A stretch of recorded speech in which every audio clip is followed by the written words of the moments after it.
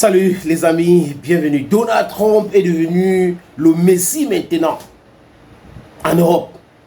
Depuis que la porte-parole de la Maison Blanche a dit que Zelensky a demandé plus de systèmes de défense patriotes. Ils sont en train de travailler là-dessus pour envoyer certains systèmes patriotes pour protéger le ciel ukrainien. Oh là là, il est devenu le nouveau chouchou.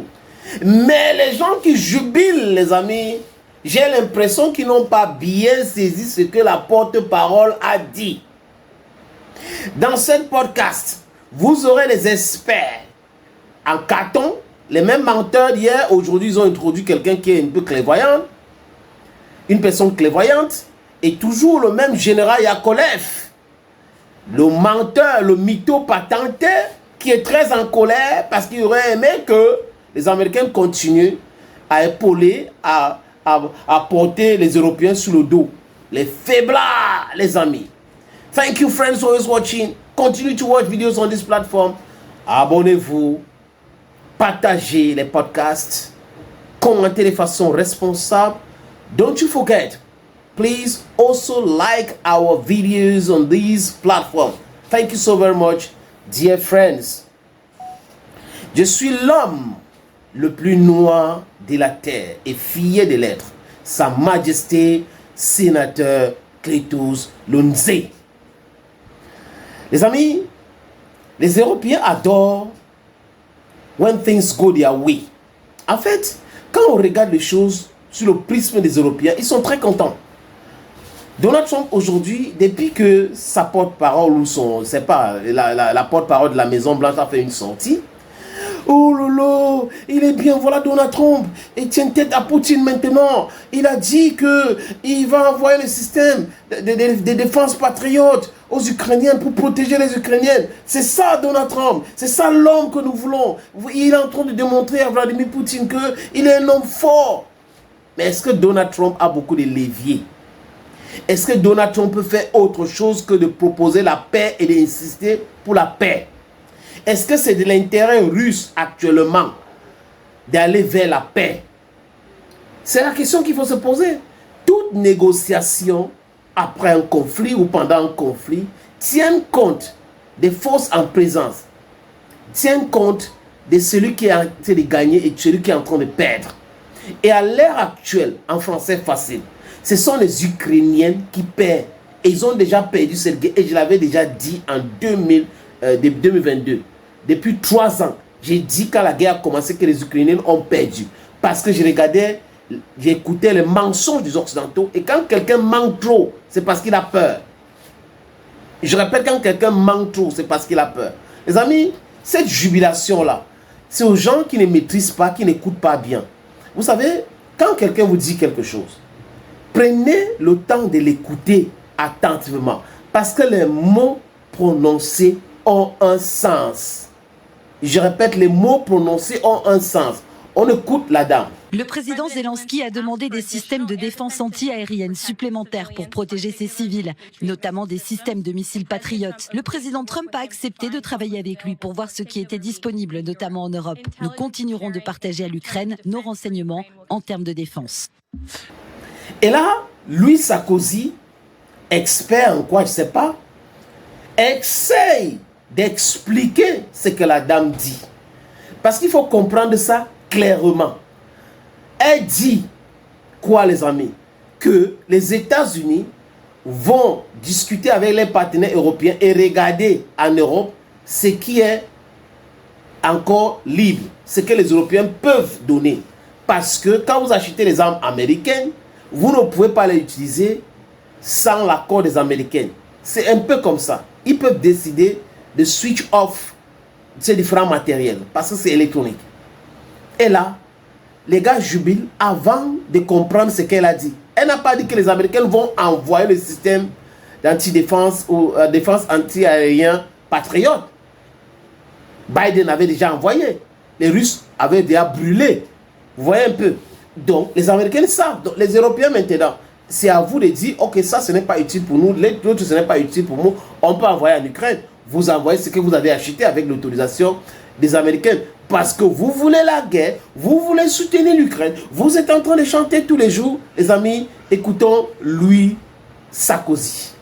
Les experts se sont-ils une fois de plus trompés? Sur ces plateaux, dans le monde entier, on a entendu crier contre Trump hier en disant « il est nul, il s'est fait rouler dans la farine, etc. » Là, visiblement, il rééquilibre.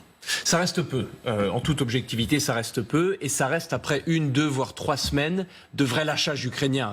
Aucun expert, comme vous le soulignez, ne le nie. Mais après, il est vrai qu'il y a un vrai biais chez les commentateurs médiatiques, politiques, contre Trump sur ce sujet. Et vous jette déjà un regard noir là. Je n'apprends rien au général Yakovlev ici. Je n'apprends rien. Il est vrai que c'est Trump qui a donné les missiles Javelin aux Ukrainiens les premiers. C'était un immense tabou de l'administration Obama. Pas d'armes létales, pas d'armes défensives. L'administration Trump le fait. Est-ce qu'ils sont pro-ukrainiens? Pas du tout. Est-ce qu'ils abandonneraient l'Ukraine en une seconde si les intérêts américains le demandaient? Bien évidemment. Est-ce qu'ils sont des agents russes? Je ne pense pas du tout. Le général, maintenant l'extrait que je vais vous faire voir, les amis, c'est le général Yakovlev. Celui qui avait dit que la Russie n'a plus de missiles. Celui-là avait dit que Vladimir Poutine avait 1 milliard de cancers. Regardez comment il marche. Hein? Sa main toujours collée à sa peau, à son corps. Poutine est malade. L'économie russe, c'est fini. Il n'y a pas les toilettes en Russie. Franchement, les gars vivent comme à l'époque soviétique. Aïe! Et il a menti comme ça et aujourd'hui on l'a attrapé même. On lui dit que c'est ce que tu avais dit hier. Il dit non, non, j'ai pas dit ça. J'avais dit que l'Ukraine ne peut pas gagner cette guerre parce que menteur. Un général menteur. On comprend que c'est un général de carton, Yakovlev. C'est dans les puces même aussi la von der Leyen. Les machines à laver maintenant, c'est là où les Russes partent enlever les puces pour mettre dans leurs missiles. Franchement, les usines russes ne fonctionnent pas bien.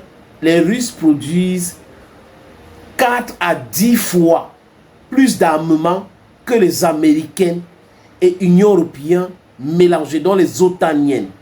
Et que ce général, il n'a pas honte aujourd'hui de changer sa langue. Mais il est toujours très amer.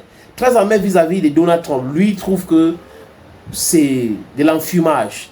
Concernant l'envoi de ce matériel pour protéger l'Ukraine, c'est l'enfumage. Et toujours dû envers Donald Trump. Donc on voit quelqu'un qui est toujours très fâché, mais c'est son problème. Let's watch him. Général. C'est nul. Son histoire de missiles. En réalité, il s'est fait rouler dans la farine par Poutine, qui continue à bombarder les villes. Parce qu'il a été incapable de dire à Poutine, il faut arrêter les bombardements tout court. Poutine l'a complètement eu en disant on ne frappe pas les objectifs énergétiques. Ce qui l'arrange, lui, Poutine, puisque c'était le seul cible des frappes ukrainiennes.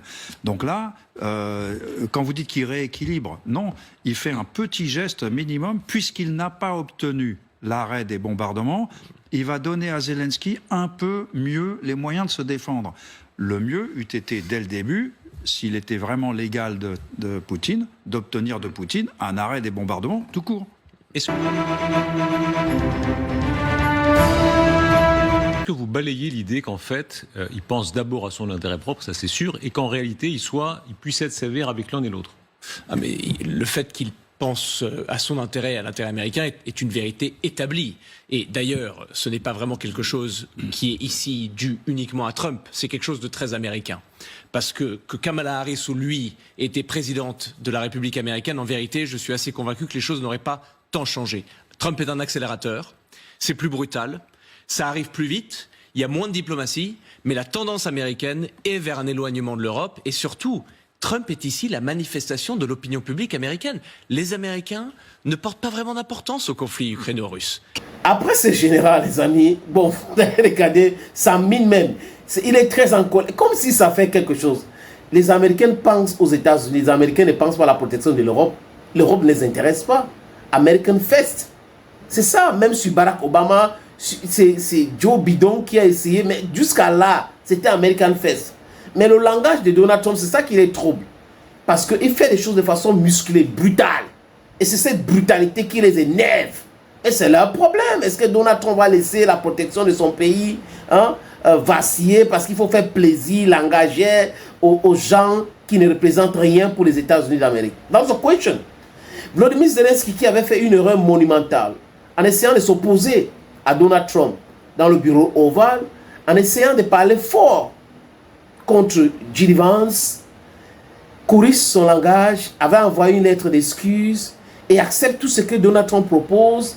Et vraiment, il se plie en quatre à chaque fois que Donald Trump parle ou propose quelque chose.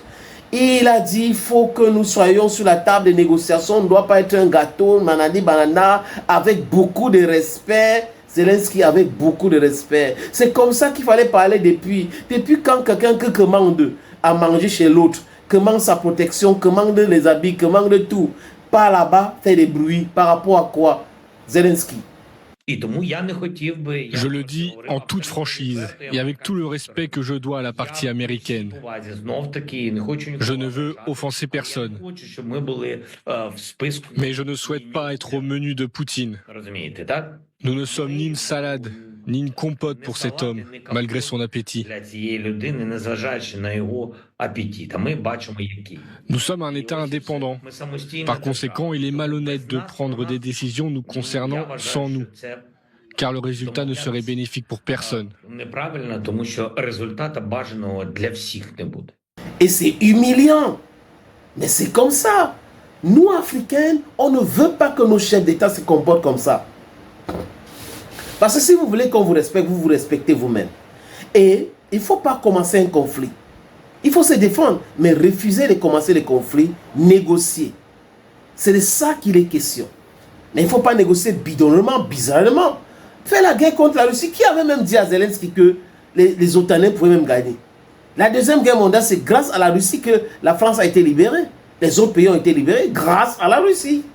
Donc Nixon avait raison de dire, première règle, ne jamais faire la guerre contre la Russie. Et Donald Trump, il le sait aussi pertinemment que c'est une erreur monumentale. Et c'est pour cette raison que lui dit que c'est l'Ukraine qui a commencé la guerre. Et il dit ça sans embâche, les amis.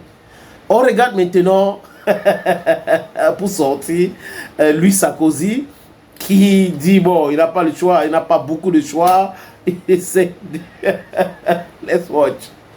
La séquence est extraordinaire, hein, parce qu'il y a la marque du bureau ovale, il dit, bien, je vais offenser personne, etc. Enfin, il est assez clair.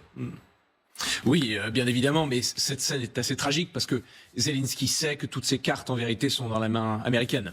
C'est pour ça que quand les Trumpistes, dont certains de mes amis, disent « Regarde comment il a fait plier Zelensky, c'est comme le président colombien et ce sera comme le Panama », c'est profondément injuste de dire ça. Parce que Zelensky dépend entièrement de l'administration américaine ici. On sait aujourd'hui que sans les aides américaines de renseignement, de matériel, financière, l'Ukraine n'aurait pas tenu. On voit un homme qui essaie de se battre pour défendre son pays, qui se comporte en chef d'État, parce qu'il est capable de sacrifier son ego personnel dans cette déclaration-là, pour faciliter la relation avec Trump. Chose qu'il n'a pas faite, il faut le dire, dans la conférence de presse du bureau ovale, où il est vrai que même si c'est compréhensible, il mord l'hameçon, Zelensky. Et il fait un faux pas, il essaie de corriger Trump dans le bureau ovale, enfin, et de J.D. Vance. C'est une grande erreur stratégique et il en paye le prix. Les amis, j'espère que vous vous êtes régalés avec ces extraits que je vous ai proposés dans cette podcast. Parce que ça m'a vraiment amusé quand j'ai regardé. Je me suis dit, why not share it with those who are subscribers on this platform, those who are fans of this platform, those who are fans of Sa Majesty Senator Clayton. So thank you so very much for always being there. Thank you again. And bye bye for now. But before I go, don't you forget, l'Afrique ou la mort, nous vaincrons.